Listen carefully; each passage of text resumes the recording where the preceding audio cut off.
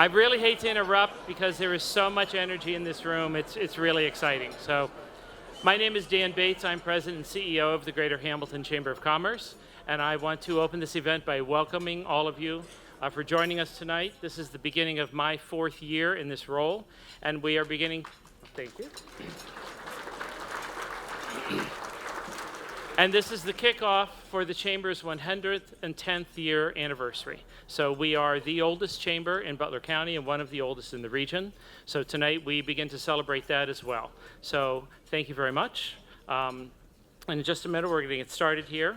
But I do want to take a few moments to recognize all of our sponsors, and bear with me because we are blessed with a lot of sponsors. So hold your applause until we're completely done, but I do want to make sure that everyone is recognized. Our centennial sponsors are Butler Tech, the City of Hamilton, First Financial Bank, Fort Hamilton Hospital, Mercy Health Fairfield Hospital, and U.S. Bank. Our platinum sponsors are Cox Media Group Ohio, Fifth Third Bank, Molson Coors Beverage Company, and our gold sponsors are Cincinnati Bell Business, Courtyard by Marriott in Hamilton, ODW Logistics, Porter Advertising, Primary Health Solutions, ThyssenKrupp Bilstein of America, TV Hamilton, Wilkes Insurance Agency. Our silver sponsors are Brown Dawson Flick Funeral Home, Community Design Alliance, Hamilton Castor and Manufacturing Company, Integrated Network Systems, Miami University Regionals, Milliken and Fitton Law Firm, Parkside Nursing and Rehabilitation Center, SHP Leading Design, State Farm Insurance Agency Barney Reisbeck, and United Heartland Insurance Agencies. Thank you all for supporting the Chamber.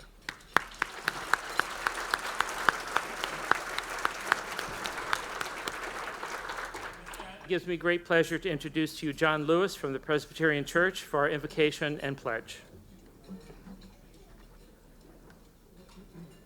Thank you, Dan. Would you please stand for the invocation and remain standing for the Pledge of Allegiance? Let us pray. Gracious and loving God, it is with humbled hearts that we gather in your presence. And we give you thanks for this wonderful meal that has been set before us. We thank you for the Greater Hamilton Chamber of Commerce and for all that they do. We thank you for the leadership of Dan Bates and for his love for our community. We thank you for the dedication of the hardworking staff. We thank you for each and every person gathered here this evening who love and believe in our community. We thank you and we ask your blessings on our good friend and citizen of the year, Kathy Klink, for her devotion, for her love for this city. And Lord, we ask that you would bless Mark Godsey and all that he does for those who are innocent and cannot defend themselves. Bless his words as he speaks to us this evening.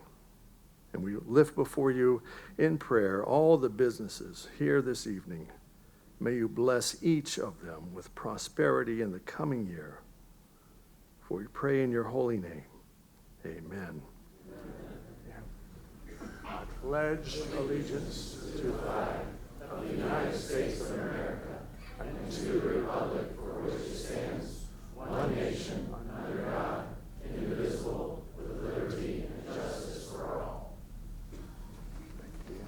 I have some thank yous, some very important thank yous. As Dan mentioned earlier, we're very fortunate to have substantial sponsorships for this event and throughout the year. Tonight's presenting sponsor, the event sponsor is Mercy Hospital. Sorry, Fort Hamilton Hospital. Sorry, Sonia's glaring at me. Mercy's next. They're all looking at me. Never mind. Anyway, Fort Hamilton Hospital, there you go. And tonight, Chief Medical Officer Dr. Marcus Romanello is going to say a few words for us. Thank you.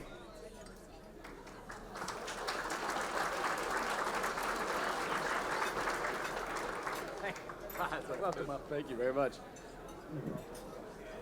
Thank you for having us. It is my pleasure to be here on behalf of Fort Hamilton Hospital and Kettering Health Network. We are quite honored to be the presenting sponsor for this year's chamber. I'm very excited to hear about the long tenured history of this chamber being 110 years. Fantastic organization.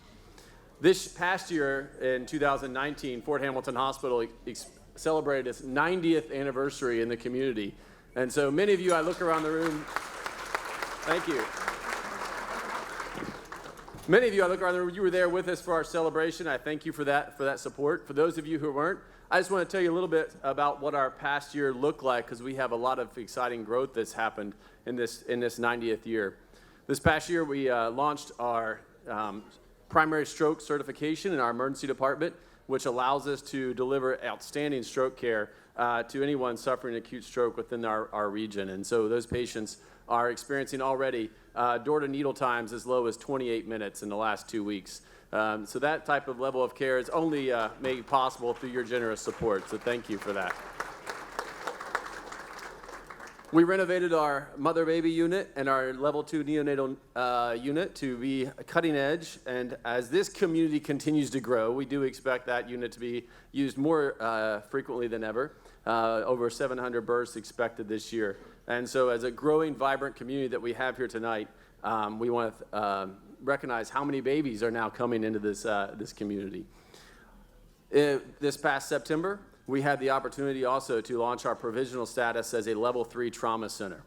And this is really a significant step up for our hospital, as now we are taking on the most sick and injured patients who experience unfortunate events, and we are proud to bring that to this community. In the future, you will see continued growth corresponding with the growth of the city. As the city businesses, many of you represented here, as take off with Spooky Nook coming on, I see restaurants popping up, and this community is growing. We will grow with you. I'm sure many of you have ideas and postulations about what it's going to look like in 5-10 years in the city of Hamilton. And I'm excited about what that's going to look like as well for this hospital and for this city. Healthcare is a little bit interesting, though. I don't believe a single person in this city or this country can postulate what healthcare will look like in even 5 years. And one thing, however, is certain. The health of a community is dependent on the health of its citizens. And so we are proud to participate in keeping you all healthy. Thank you.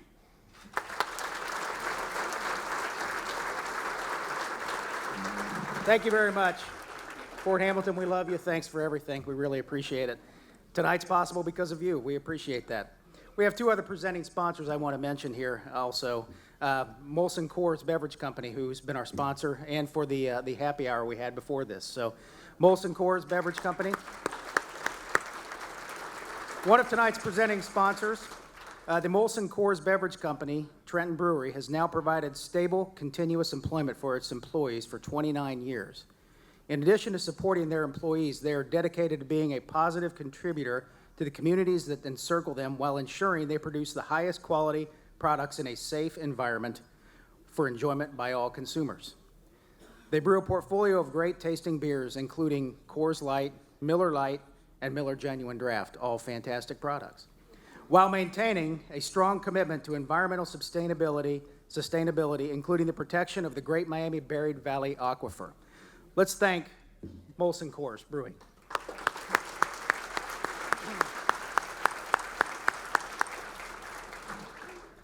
And our second presenting sponsor, Mercy Health. Mercy has been serving Butler County for nearly 130 years, beginning in 1892 when it opened its first 15-bed hospital in downtown Hamilton. Since 1978, Mercy's presence in Butler County has been anchored by Mercy Health, Fairfield Hospital, consistently recognized as one of the top hospitals in the nation and annually as one of the nation's top 100 community hospitals. Their board-certified doctors, surgeons, and expert staff deliver award-winning, compassionate care proven to improve the health of our communities. Fairfield Hospital remains committed to offering Hamilton and their surrounding Butler County areas the best possible care, close to home. Thank you, and please join me in thanking and congratulating our presenting sponsor, Mercy Health, Fairfield Hospital. Thank you all. Tonight is not possible without any of you. We really appreciate the support. Now, just a couple minutes of business before we get into the event. We have to elect board members and thank some outgoing here in just a few minutes. So I'm going to ask those that are being elected to board terms, please rise, and when your name is called, and if we can hold applause until the end, please. Here's the business. Pursuant to the bylaws of the Greater Hamilton Chamber of Commerce, the nominating committee has filed its report for the trustees, which is in your program. The following trustees, and again, if you could stand when your name is read, being elected for a 3-year term are Karen Baker, Baker and Associates CPAs, Leslie Bumgarner, Telhio Credit Union, Ron Konovich, Fort Hamilton Hospital, Lauren Sprague, Butler Philharmonic, Tano Williams of Tano Bistro and Catering, and Nick Ziffel of Graydon.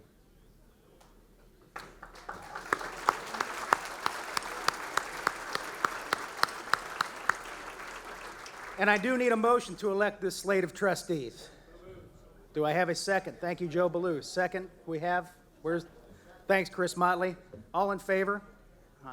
Any opposed? Thank you. Really looking forward to working with all of you. Thank you very much. And then I'm going to, yes, please.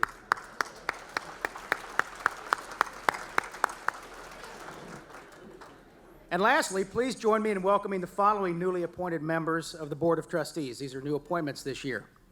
And again, please hold your applause, and if you're here, if you could stand. Jim Goodman from Municipal Brew Works, Ed Larkin, Rose Automotive, Liz Moore from Mercy Health Fairfield Hospital, and Dave Stitzinger, LCNB National Bank. Welcome.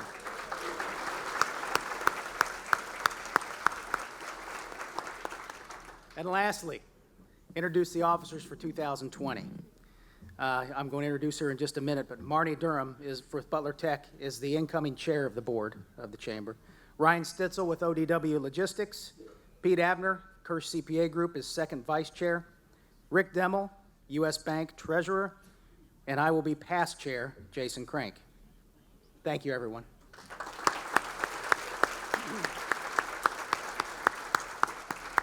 Okay, with all the business underway, let's have some fun. Okay, this is a great slate of officers, and it's a shame I only have one more year to work with these folks because it really is a great group of people that I've gotten to know over the years. So really looking forward to working with you for one more year. I'm going to say a quick couple of minutes before I turn it over to Marnie, and basically thanks. So last year, you were probably mostly all here, and you remember that our outgoing board chair at the time, Cinnamon Troken, delivered an amazing speech. I'm not sure if Cinnamon's here tonight or not. Okay, she's probably at the swim meet where my son is. So Cinnamon delivered an amazing speech, inspirational. I mean, it was just fantastic. So the question for me is, how do you properly follow a speech and match it, or, God forbid, even do better than that? The answer is you absolutely don't. There is no way you can beat Cinnamon Troken's speech. So, and we've talked about that. Cinnamon did a great job, and her time on the chamber is really appreciated. So learn a lot from her. Real quick thanks. As my time serving as board chair comes to a close, I'd be remiss if I didn't thank those who made it a great year. The entire executive board, many of which you know and you've met tonight, thank you for meeting monthly, often early times in the mornings, to lay the groundwork for our board meetings and for the decisions and helping Dan and the staff make those decisions on the issues at hand. Our fantastic working board. This is very much a working board. Each of them invests time and energy into all that they do while balancing their full-time careers, their paying jobs, and the volunteerism that they do for so many other organizations. We really appreciate it, and I thank you as much as possible. Wouldn't be right if I didn't thank my wife and my son at home for giving me up for the meetings, the business after hours, you name it. Really not a big sacrifice on their part. If anyone's ever met my wife, they know that she's the brains of this operation. So I thank them both for just putting up with me for early meetings and evenings. And I'm telling you, they didn't miss me while I was gone. But thank them very much. Seriously, though, it is important to have your other half on board. And Joe Ballou, you're here somewhere. Joe's the one that called me a number of years ago and asked if I wanted to put my name into this ring. I was on a college visit with my daughter at the time. And Joe said, hey, we talked about this. Would you be interested? And I looked at my wife and I said, what do you think? We still have a kid in high school. We've got a kid in college, going into college. And she said, it's time. It's time to do it. So when your other half, whoever that may be, is on board, that's crucial. So thank you to her for allowing me the time to do that. It's been great. It has been fantastic. And lastly, I want to thank Dan and the entire chamber staff. They are small but mighty, and put very simply, they really get things done. They responsibly and effectively manage with a boots-on-the-ground strategy. And if you don't know this, it's absolutely true. They visit and they talk to business owners, small business and large, throughout the community on a daily basis. Different sizes, different types of businesses. They really get their hands dirty and get involved. So thank you. Small but mighty, but boy, they keep your chamber going, and they keep it going very well. So thank you to Dan and the entire staff. You guys do a fantastic job.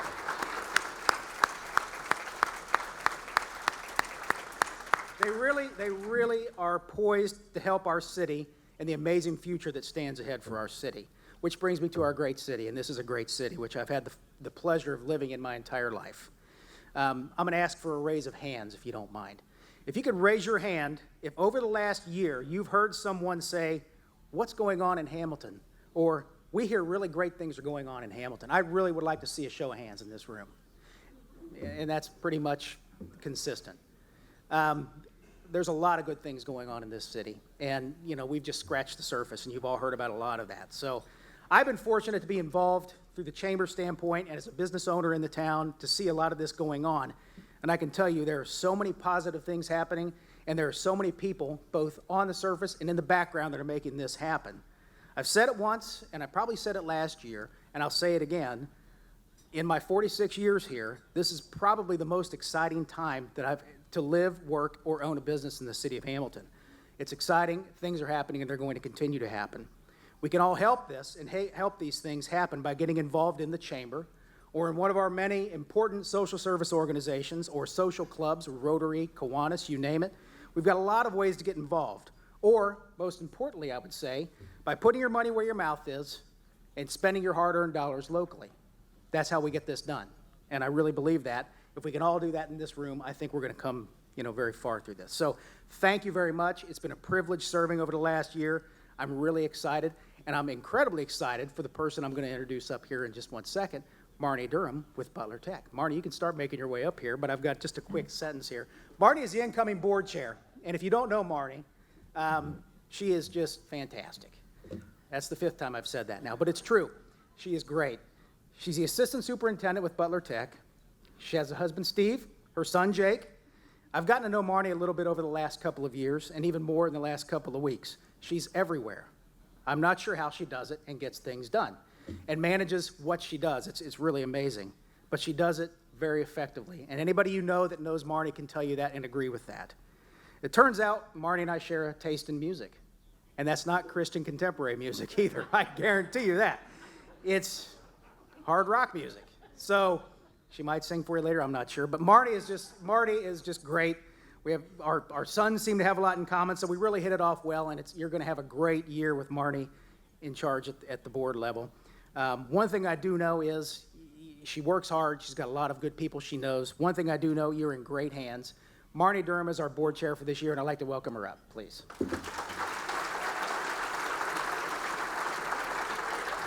Thank you. Stay here for a minute. Well, you said you weren't going to do a speech, and you lied. You lied. And to Jason's point, I think we all join organizations and take time away from our family when we know that you're going to meet amazing people and do amazing things. And so that's what the Chamber has brought for me. And through meeting people like Jason, I know that our rock music has led us to the best lead singer that we had last year. I know that, but I'm humbly going to try to follow in your footsteps. This is important to all of us, and so following Jason, knowing he will still be on the board so he can direct me at every move is encouraging for all of you. So as you leave this post, I'd like to give you a gift. Well, thank you.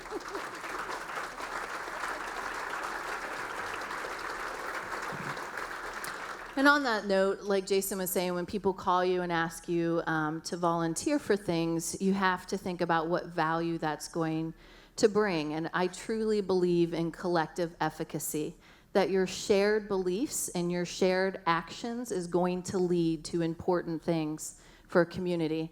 And after meeting Dan Bates, you cannot surpass the energy and the positivity, and the whole team that works at the Chamber just makes you want to be a part of it.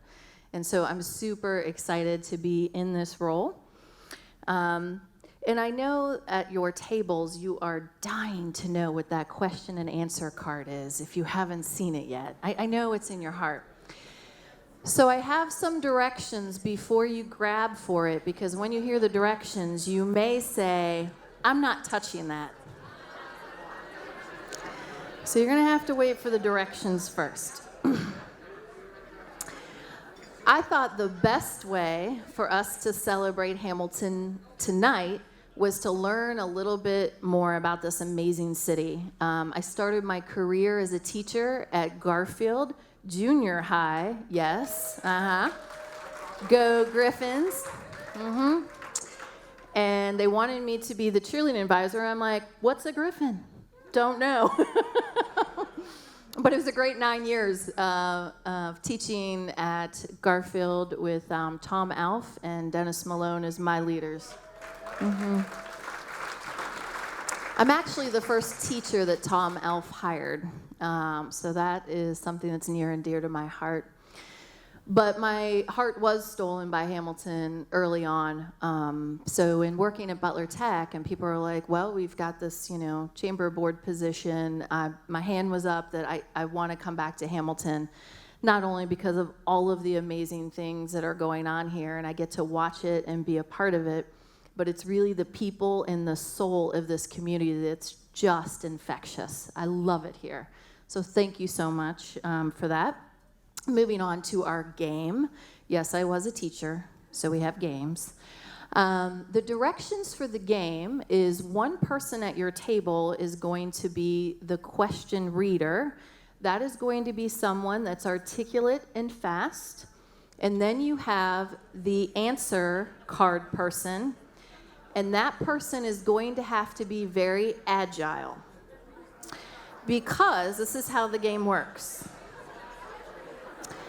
The game is that the question person reads the question to the table as quickly as they can. Don't worry, all the questions are different. And the answer person gets to open up the answer and look at it, but not tell anybody.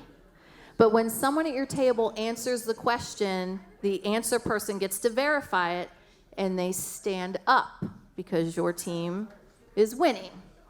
We're going to take the first 3 tables that are standing as winners. So let me go there again. Not yet. Just figure out your question person and your answer person.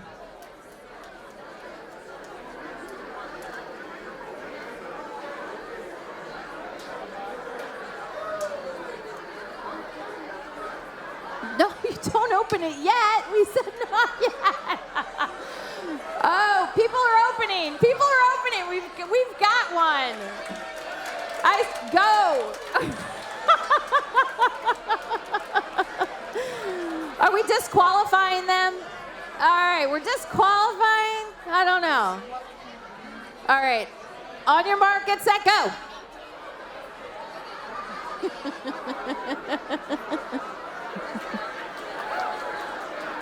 Got 1. Got 2. Okay. Let's bring it back home. Bring it back home. We had 3 winners. And I'm going to trust we had 3 winners, and I did send out my tribe. I had Amy and Laura out in there picking up people that were first. So we had 3 first-time winners. They did get their prizes. So thank you, everyone, for playing.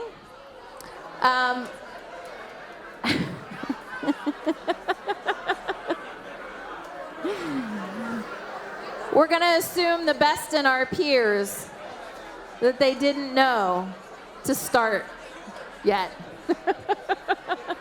Okay. So we had 3 winners, and they did get their prizes. Like I said, we're going to assume the best in our peers that they did not know to start yet. They got excited.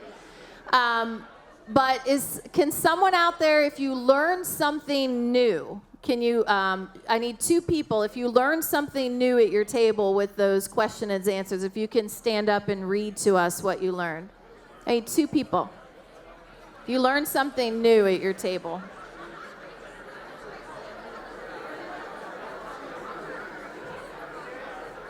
Okay, Mr. Ballou.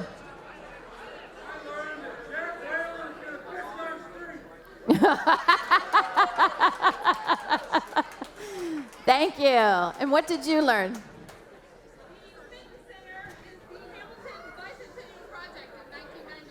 Yeah, Fitton Center was the Bicentennial Project in 91. Yeah.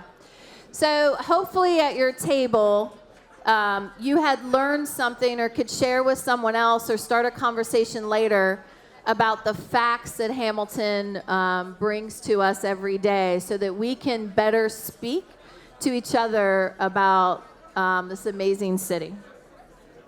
So at this time, we'd like to thank the following outgoing board members. If those people could stand and hold our applause till the end. We have Mike Dingledine for Community Design Alliance. We have Denise Quinn, retiree extraordinaire. We have Rudy Ratman, All Wealth Federal Credit Union. And then also not here tonight, we also have Derek Partman from Rise Fit and Cinnamon Troken from Parrish, Markham, and Troken Company. If you could give them a round of applause as our outgoing.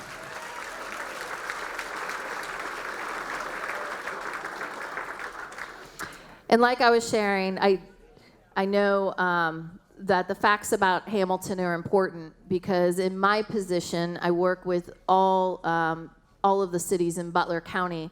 And so when I'm speaking about Hamilton, it's important that I know and we all know and we can all share to bring business to our city to ensure that it's getting the credit that it deserves.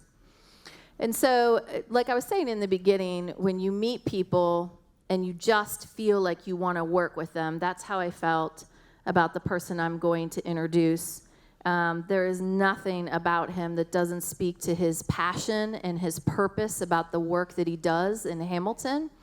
So I'd like to introduce Dan Bates.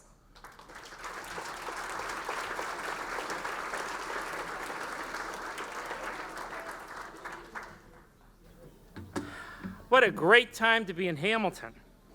2020 is going to be a fantastic year. There are so many things in the works that are laying the foundation for an unbelievable future of growth and development. At this point in time, we have the unbelievable opportunity to build on what has already been accomplished and work together collaboratively with visionary leadership and passion to create the community in which we want to live, work, and play. The community that a few years ago we could only have imagined is within our grasp and will begin to unfold within the next few years. How do I know this is going to happen?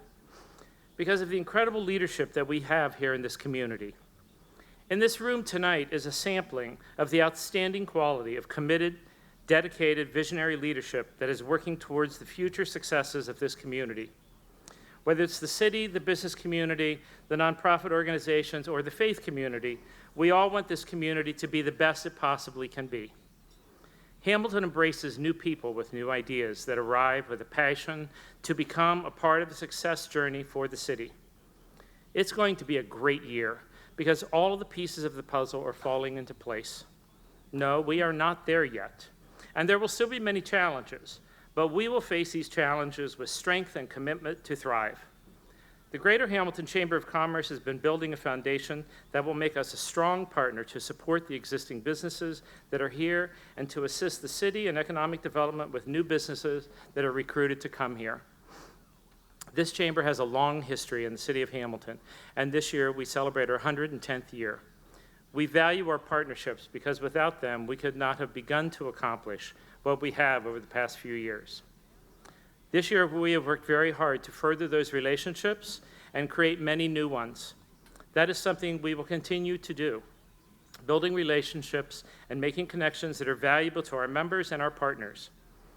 As an update from this time last year, we have started new programs such as The Conversation, which is an online training and awareness for businesses and organizations to develop their knowledge and expertise on leadership and proven business principles.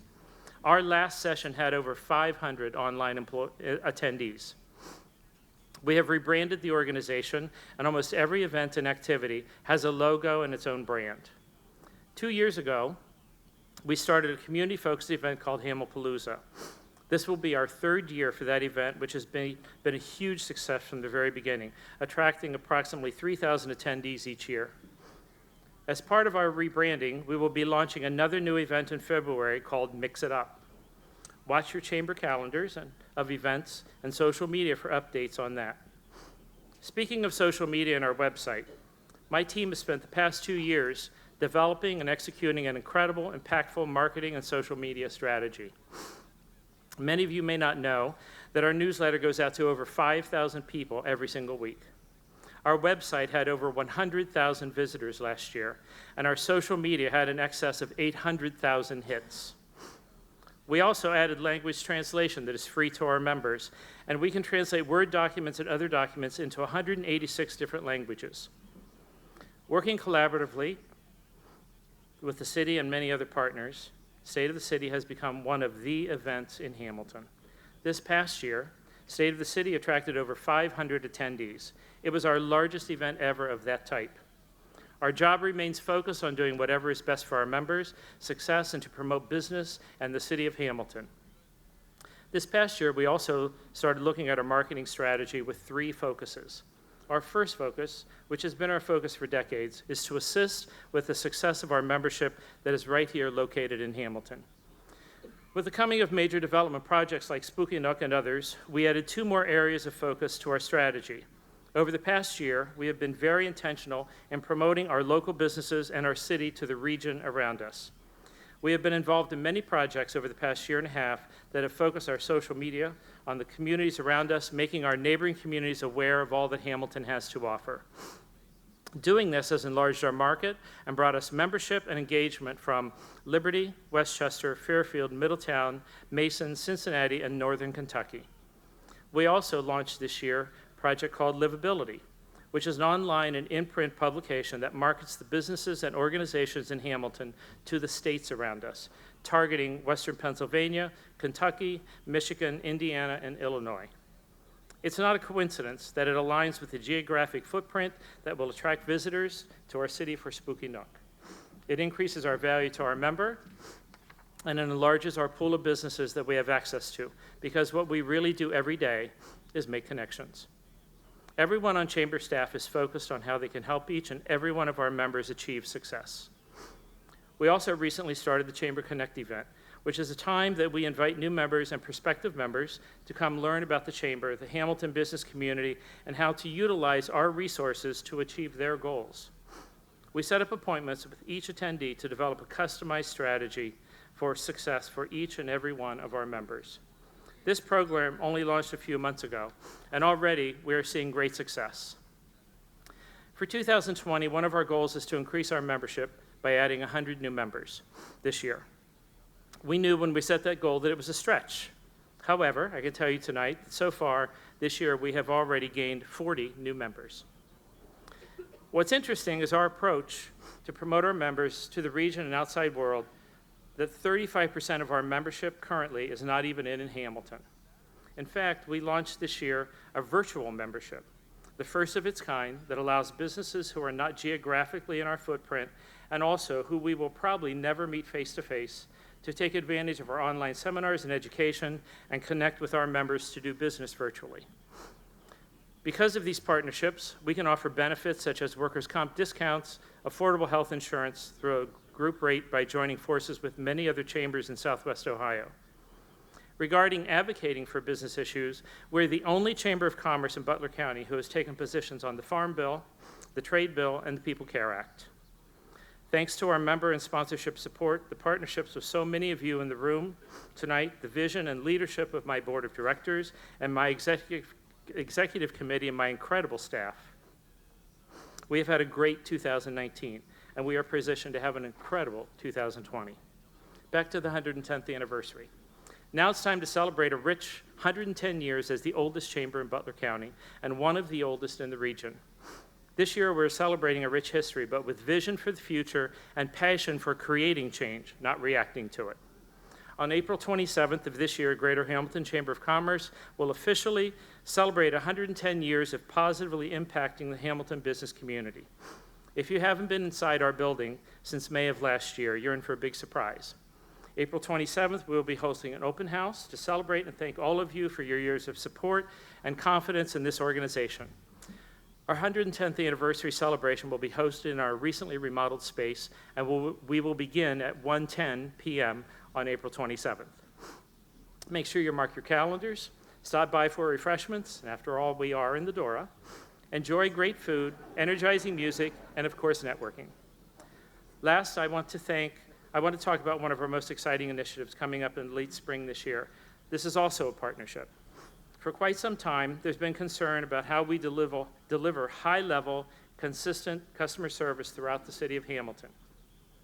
Looking forward to when thousands of tourists are coming to our city for the first time, we are launching an initiative with the goal of training all of the frontline staff for every business in Hamilton. Working collaboratively with Miami Regionals, the Chamber will be launching this new customer service program. Miami Regionals has developed a program customized to the needs of local consumer-based businesses.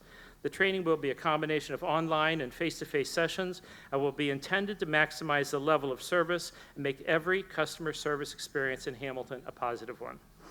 The Chamber will be standing behind and promoting this program as a must for consumer-based business success.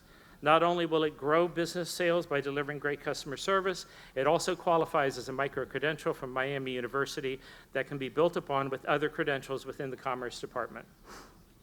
In closing, now you can understand why I am so excited about this year and why I feel that the city of Hamilton and the Hamilton business community is primed and ready for huge success.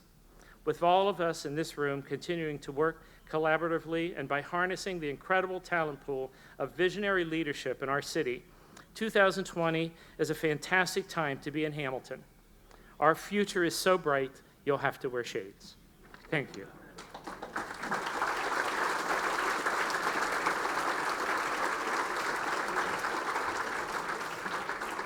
Now it gives me great pleasure to introduce our speaker for tonight, who I know you were all waiting to hear. We've had many calls, people telling us they couldn't wait to hear his message. So, Mark Godsey is a leading attorney, scholar, and activist in the Innocence Movement. He is the co-founder and director of the Ohio Innocence Project at the University of Cincinnati College of Law, where he also serves as the Carmichael Professor of Law. The OIP is one of the most active and successful projects of its kind, and to date has freed 28 Ohioans on the grounds of innocence, who together served more than 530 years in prison for crimes they did not commit. Mark is a frequent commentator on issues of wrongful convictions and criminal justice reform in the national media, and he has been featured on shows ranging from Dateline and Forensic Files to Dr. Phil and NPR's All Things Considered. His career and work as a freedom fighter was recently the subject of a feature story in Time magazine. Active in the global expansion of the movement, Mark is a founding board member of the European Innocence Network and frequently consults with local projects on cases around the world. His best-selling book, Blind Justice, a former prosecutor exposed the psychology and politics of wrongful convictions, a memoir of his journey from hard-nosed prosecutor to innocence champion, is considered a foundational text on the causes of wrongful conviction and inspired an acclaimed opera also entitled Blind Justice. Please welcome Mark Godsey.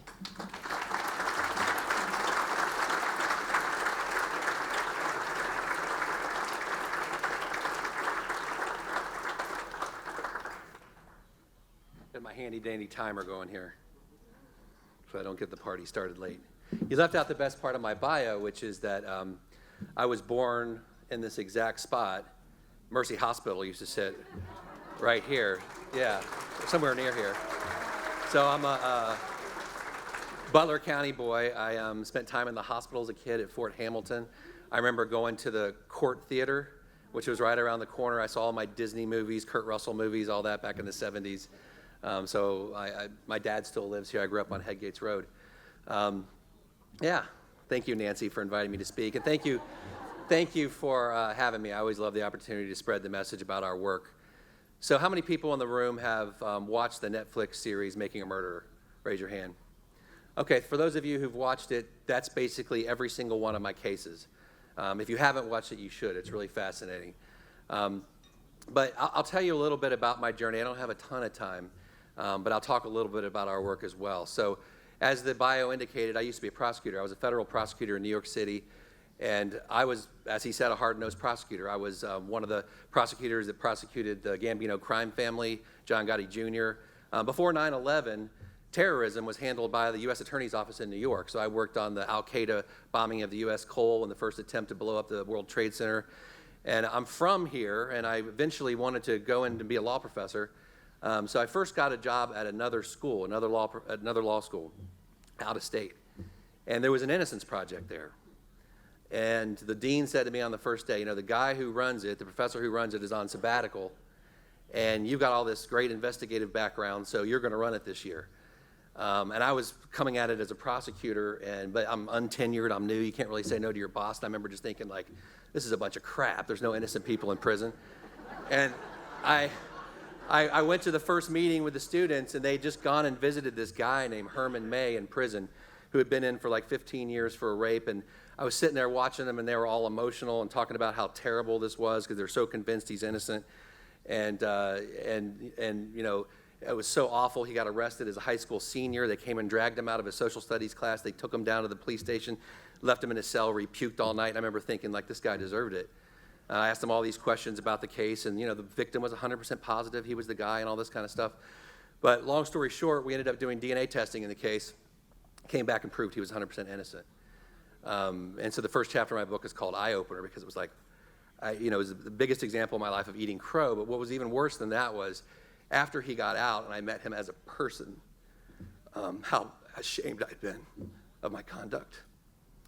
So it was a huge, huge change. And I started realizing that year I had to run the Innocence Project, and I went to this national conference and I met these people from all over who had done this work and people who had spent 20, 30 years in prison. And I started realizing, you know what, like, we're not perfect. And we can't have that mentality that we're mistake-free, and we've got to be able to have open minds no matter what the situation is. So by the time a year had gone by, a job at UC opened, and that's where I wanted to end up since I'm from this area. And I moved and became a professor here, and then founded the Innocence Project here in Ohio, because at that point we were the largest state that did not have an Innocence Project. So in that time now that I've been doing this work, we've freed 28 Ohioans, as they mentioned, who served a total of 530 years in prison for crimes they didn't commit. If you can put up the first slide, I'm going to show, there's some pictures of some of our clients.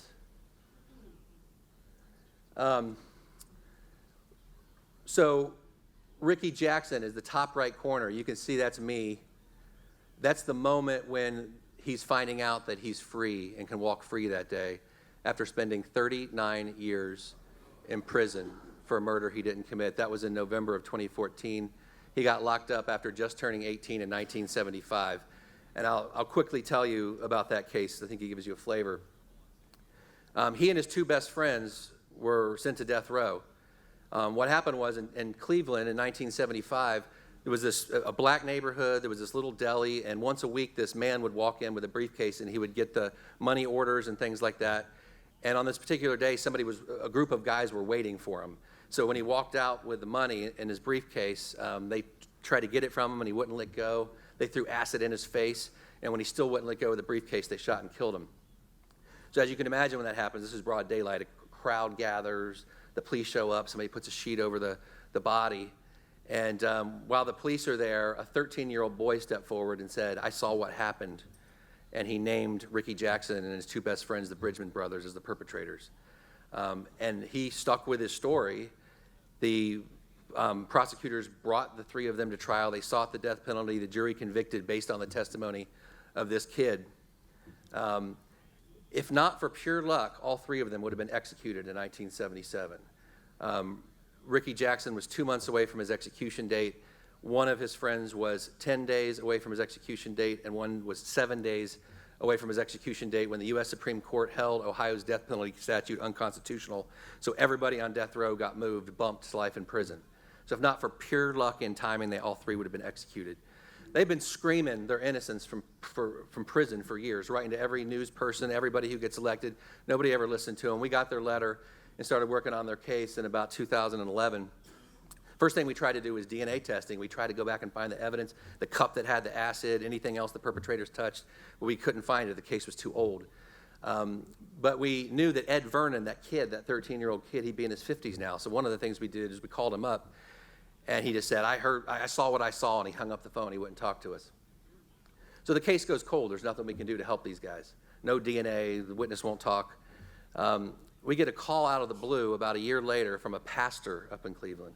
It says, I went and visited with this guy who's been in my church for a long time. His name's Ed Vernon, who's dying in the hospital. And I said to him, you've always seemed like somebody who's carrying a burden. And if you have anything you want to unload now that you're so sick, now's the time. And he said he broke down and started crying and said, I sent 3 innocent people to death row when I was a kid, and it ruined my life. Fortunately, Ed Vernon got better. Now, most of the time in my line of work, when a witness recants 20, 30 years later, the courts don't want to hear it. They don't know if he's lying then or lying now. There's nothing you can do. But I thought we had the pastor to testify too about how this happened. It might come across credible. So we filed a motion in court. We got a hearing, and you can see there's a picture. That's when we won. Just to show you the level of investigation my students do, they went and found yearbooks from 1975 from his school. And we tracked down people, because the guy told us, Ed Vernon told us that when the shooting occurred, he was actually on a school bus. He was in 7th grade, and he was coming home, and all the kids heard the shots. And then they all got off at the next stop and ran down to where the police were. So we were able to track down a bunch of people 40 years later who said, I was on that school bus, and we all knew that kid, Ed Vernon, was lying because he was on the school bus with us. So with that additional evidence, we were able to get his conviction thrown out, and he walked free after 39 years. The reason why I picked that story, I mean, all of them are incredible stories. And you can imagine if Ed Vernon had been hit by a truck 20 years ago, we never would have walked free. If it hadn't been for the U.S. Supreme Court's timing of their decision, they would have been executed. Every case has a miracle like that, or many of them. The reason I picked that case, as soon as Ricky got out, he said, there's one thing I want to do, and he asked for the number of the pastor. And he called and arranged a meeting with Ed Vernon. And they met in the church, and he went up and he forgave Ed Vernon. He said, you have been the poster for my hate for 40 years, but having you testifying and seeing how this ruined your life, and how we were both just pawns in the system, I want us both to live a good life. So we've got to put this behind us. So can you imagine, I'm inspired by these people every single day, but Ricky Jackson is just the perfect example of this. 40% of our cases, our investigation identifies the true perpetrator. So for example, Chris Miller, bottom right corner, we did DNA testing. It was a rape case. The day he was exonerated and walked free, which is in that picture, that's just about 10 months ago, the true perpetrator of the rape was indicted and arrested on the same day. And we do that in about 40% of the cases. That's our ultimate goal. Quickly, in these cases, and we've done 28 in Ohio. Nationwide, it's 2,500 who spent over 22,000 years in prison. But when something like this happens, professors, sociologists, psychologists begin studying the cases and figuring out what went wrong so we can try to improve. And a whole other side of what we're doing is trying to improve the system to make it more accurate. The vast majority of the time, nobody's intentionally doing anything wrong. Nobody wants to put an innocent person in prison, but there are just things we can do to make it more accurate, and so that's one of the things we're trying to do. If you looked at these cases, the 28 in Ohio or the 2,500 across the country, what do you think are the types of evidence that were entered into court that caused them to get convicted, which we now know was faulty? So eyewitnesses. 15 years ago when I gave this talk, people had no idea. People now understand the problem with eyewitnesses, and even when people are on the stand saying, I'm 100% sure, they're very unreliable. And this has spawned a whole field of psychology studying human memory and how malleable our memories are and how easy they are susceptible to being manipulated, even unintentionally. I think you might find surprising the second leading cause, after eyewitness identification, the second leading cause of wrongful conviction is bad forensics. And you might find that surprising because we have all these shows like CSI. Nothing could be further from the truth. Nothing is more like Hollywood than those CSI shows. And there's calls for reform all across the country to reform how we're doing these crime scene investigations. One of my friends at Duke just had started a center funded by the Koch brothers to reform forensics. This is something that's not even political. I mean, in our state, the reforms that we're putting forward, we have the support mostly of the Republican Party. So this is not like a Democrat, Republican, conservative, liberal. This is about getting it right, and nobody wants innocent people in prison. And every time you put an innocent person in prison, the true perpetrator is staying out on the street committing more crimes. In our case of Clarence Elkins, who we exonerated from a murder case, because they focused on the wrong person, the true perpetrator raped 3 little girls during the time that Clarence spent those years in prison that could have been avoided had we just done things properly the first time. So the forensics, I could go on for hours about the problems in forensics, but I'm gonna stop and do an experiment with you, and then I'm gonna come back around to explain how it's relevant. Can you stick that second slide up? Or take about 10 seconds in that indented paragraph and count how many of the letter F you see in that paragraph.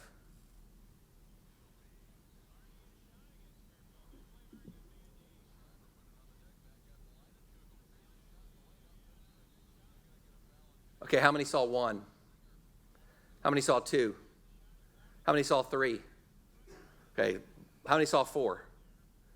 5? 6? Okay, 3 wins by far. The right answer is 6. All right, very few of you, maybe 10% got it right. If you look at the first line, we have 2 F's, finished and files. The second line, we have 2 F's, of and of. The third line, we have number 5, which is the first letter. And then in the last line, we have another F, which is the 6th F.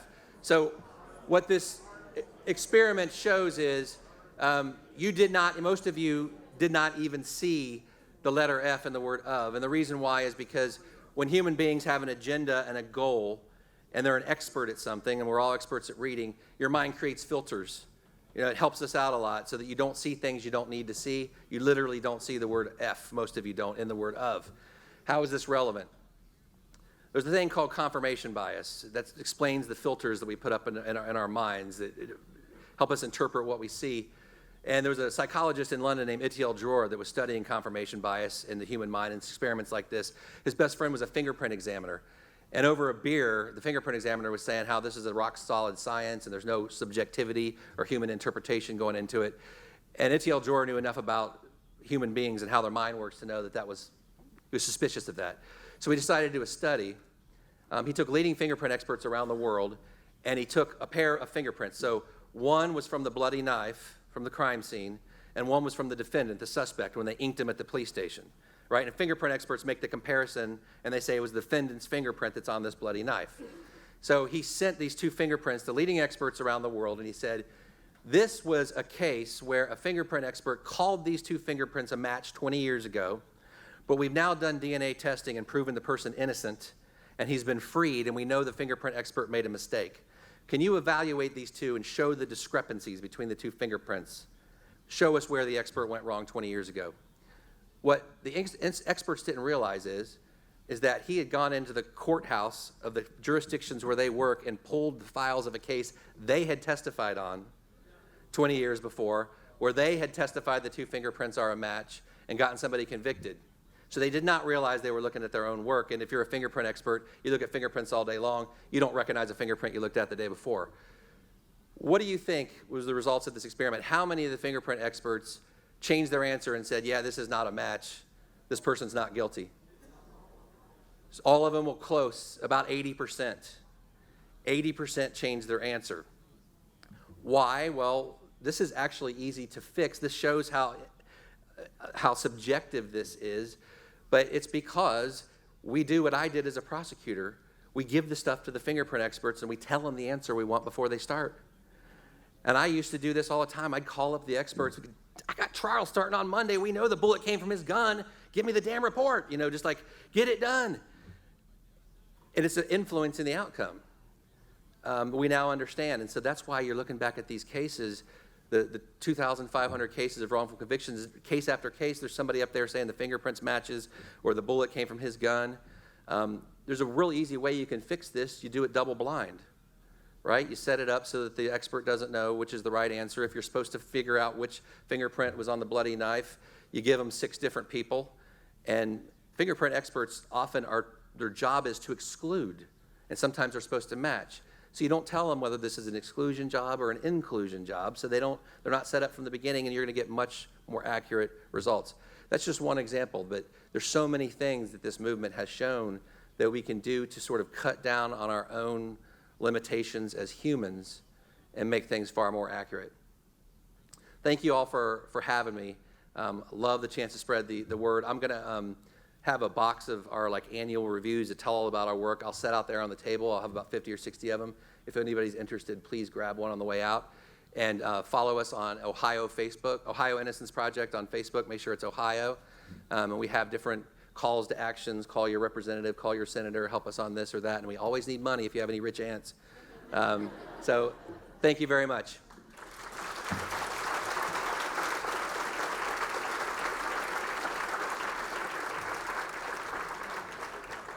Wow. You know, they say the 2 most important days in your life is the day that you're born and the day that you figure out why. And I want to thank Mark for his purpose in life. I think that's a really great thing. So thank you. At this time, I'd like to introduce the past Citizens of the Year that are in attendance tonight. If you can hold your applause. We have our Lifetime Achievement Award recipient, Dave Ballou. We have previous Citizens of the Year, Jackie Parrish, Bill Wilkes, Mike Dingledine, Steve Timmer, and Pastor Shaq Matthews.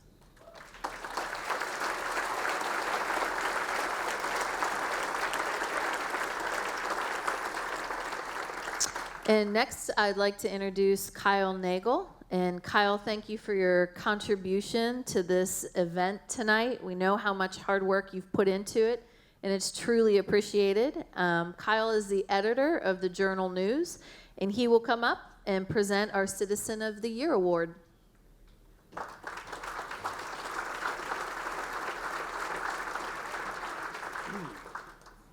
Hello, everyone.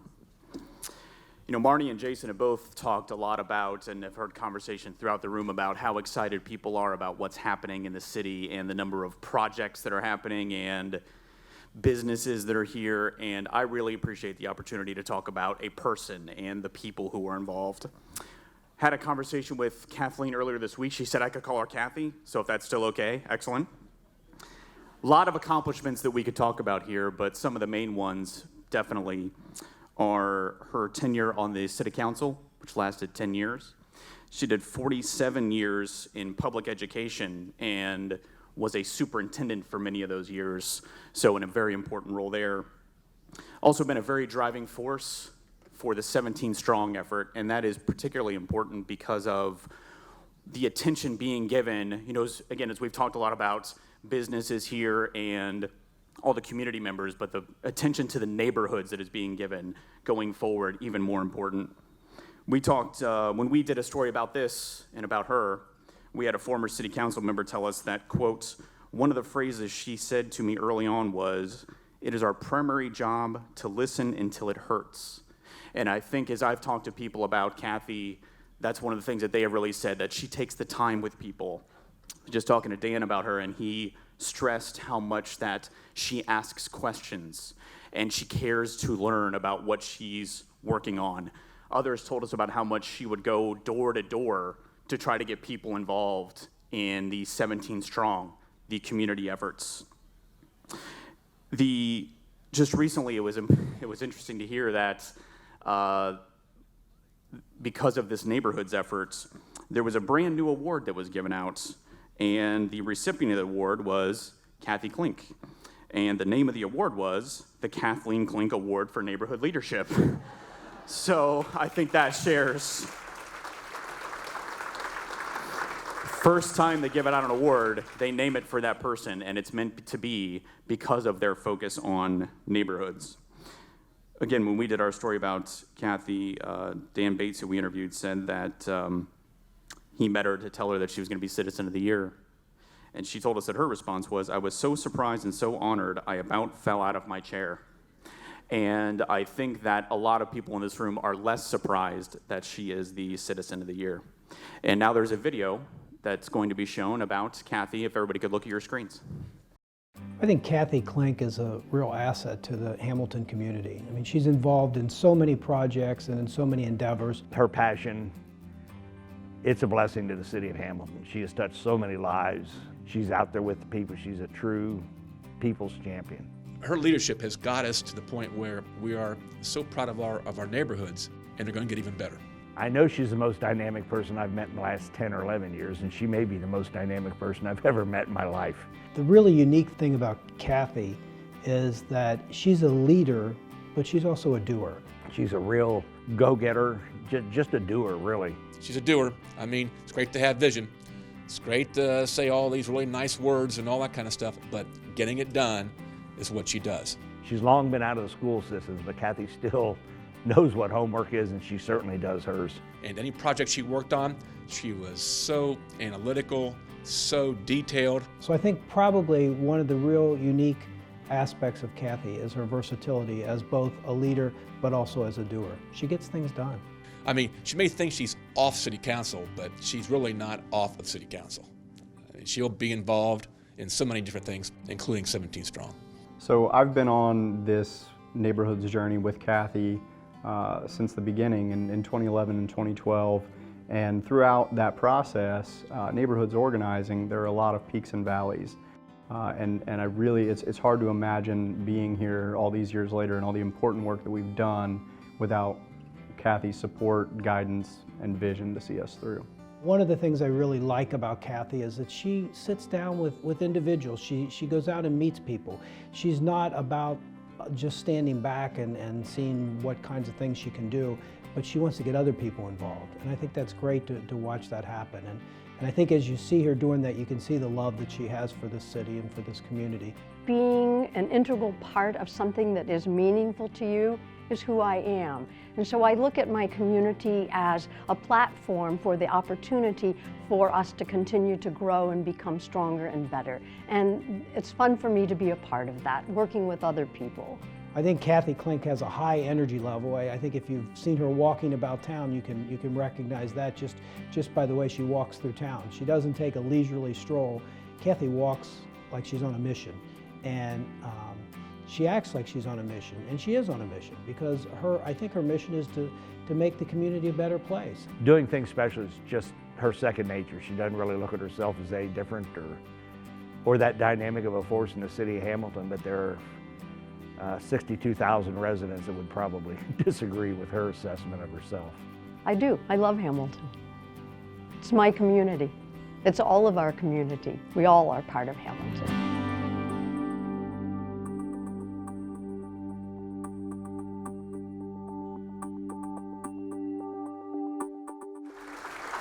Citizen of the Year, Kathleen Klink.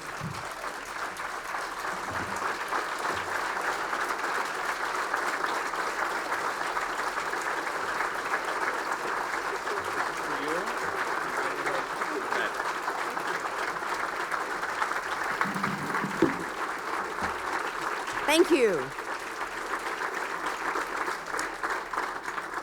Thank you very much. It's really quite an honor for me to be here this evening and to receive this recognition. I thank all of you, but I want to give a special shout out to my city friends, my city council friends, and my 17 Strong friends. They have been on this journey with me for the last 10 years. Also, tonight, my nephew, Ben Shepard, who lives in Brooklyn, New York, flew in to be here and brought his friend Regina. So that's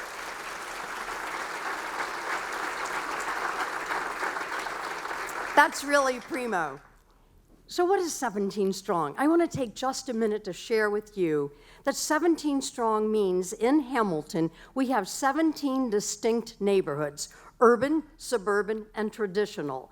Those neighborhoods are valued by all of us, but we're wanting to work hard with the residents to have them become the safest, the cleanest, and the most engaged. And we want to do that by empowering the residents. It's all about what the residents want. The magic comes from listening to the residents, working hand by hand, side by side, listening to what is on their mind and providing resources for them to create that safe, clean, and engaged neighborhood. That's what it's about. That's what happens in Hamilton.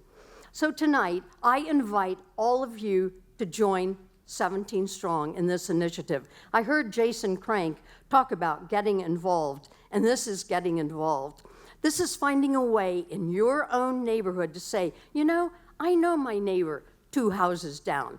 I know my neighbor who lives on the other street.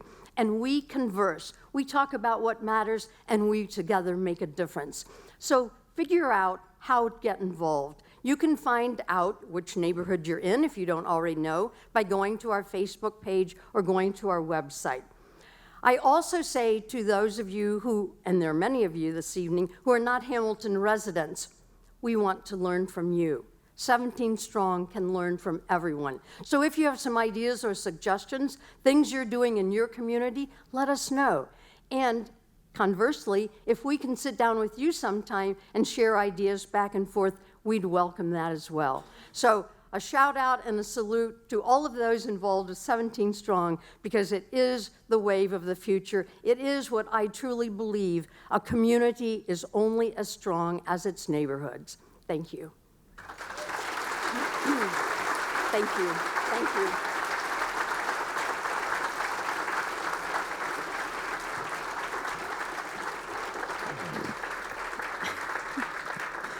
Not surprising that was about initiatives for Hamilton and not about you.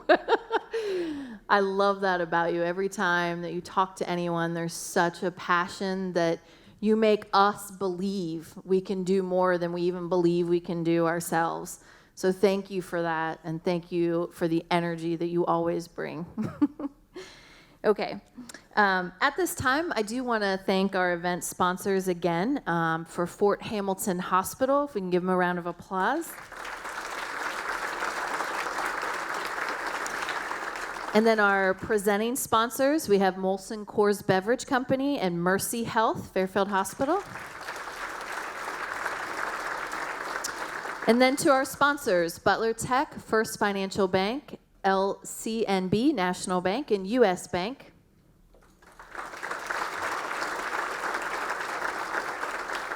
And thanks to our production sponsor, Tech Services.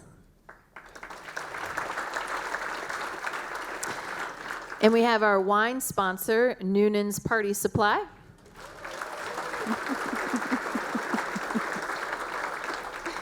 Little extra cheer for that. Also, thank you so much for our servers at the Courtyard by Marriott, everything they did for us tonight. That was awesome. And also a special thanks to the Journal News and TV Hamilton.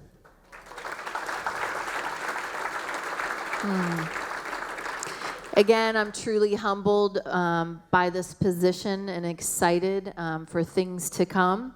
And if you haven't heard, we are having an after party in the Plaza One Grill with a DJ.